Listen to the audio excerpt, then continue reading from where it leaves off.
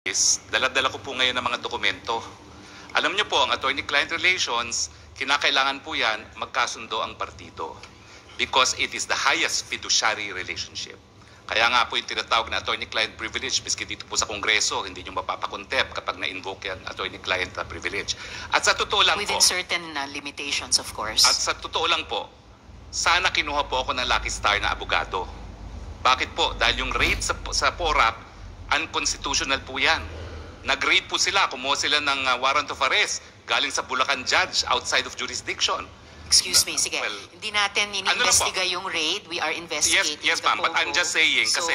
please just make your mabilis answer to lang this po. short. Kasi Yes. it was actually just a yes or no Ma'am, question. but ma'am, let us be fair because you have been insinuating I am a lawyer for Lucky Star. That is why... Excuse me, the chair has not been insinuating anything.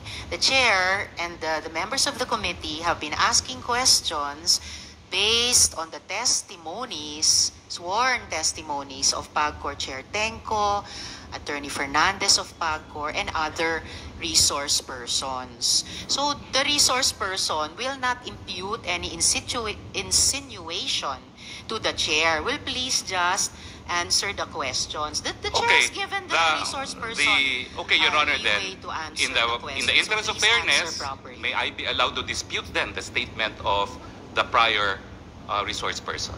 We will get to that in the Okay, course so of the question of again, the Madam Chair, is...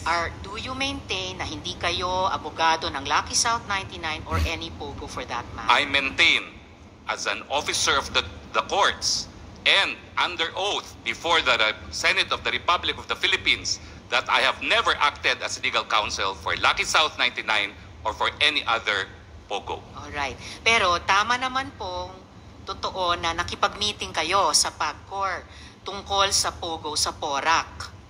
Yes or no Totoo lang po yun, nakipag-meeting ako, but as I said, ang aking kasama po ay kakilala ko bilang Whirlwind Corporate Secretary and I have documents in my possession which I would like to submit now to the Senate. Yes, Kasi iba please po do yung that. usap-usapan Thank you. lang, iba kapag notaryadong dokumento.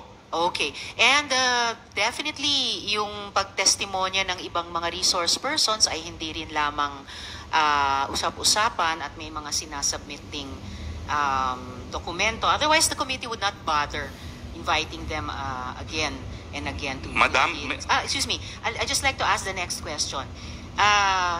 So, ang topic ng mga meeting at pag-uusap nyo sa PAGCOR, and in fact, mga pag-follow up nyo sa PAGCOR, ay utang ng Lucky South 99, ng mismong POGO. Tama po ba? Tama po yun. Alright, salamat. So, hindi lang talaga Whirlwind, Lucky South 99 din. Pwede ba So, ako mag-explain? Pwede naman po. Okay, kasi po ang Whirlwind is not only the lessor, they're also the service provider.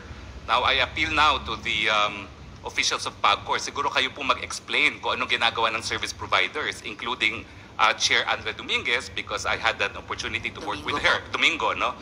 Ang service providers po, sila talaga ang nagbibigay ng lahat na kinakailangan ng mga POGO operators kasi POGO operators po, lahat yan Chino. Hindi po yan nag-i-Ingles. Kaya nga po meron silang mga representative sa PAGCOR. Dahil sila mismo, they have no ability to communicate dahil nag-establish na nga sila ng mga independent POGO hubs. So ang pagkakaintindi ko po talaga, trabaho po ng service provider na magbigay ng serbisyo sa kanilang mga kliyente. Alright, Attorney, salamat. The committee will ask further questions sa PAGCOR. Balik na lang